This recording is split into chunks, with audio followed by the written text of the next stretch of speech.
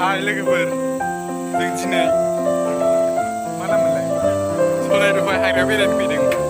मोनाबायबो मेंबायबो मेंनानै रेस्ट लादों नै लोगोफ्रा सानैल' साथामजोंनो फैदों जोङो हाबसिगोन आसामनि मुंदांखा दरसे सनाइरुपाइ हाग्रायाव जों दिनै हाबदों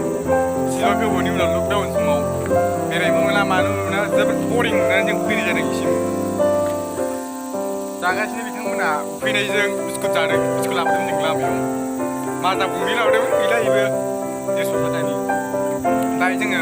बेनिफ्रायनो गिदिंलांफिननायनि लामाखौ लागासिनो आरो बिस्कुटाबो 20 थाखानिल'मोन पाकेटथाम दा थांफिनसिगोन जोङो नायदो लोगोफोर नै जोंना सनाइरुपाइ हाग्रामाया नाय आसामनि मोनसे मुंदांखा हाग्रामा सनाइरुपाइ बेयाव सना मोख्रानि थाखाय मुंदांखा हाग्राया हाय लोगोफोर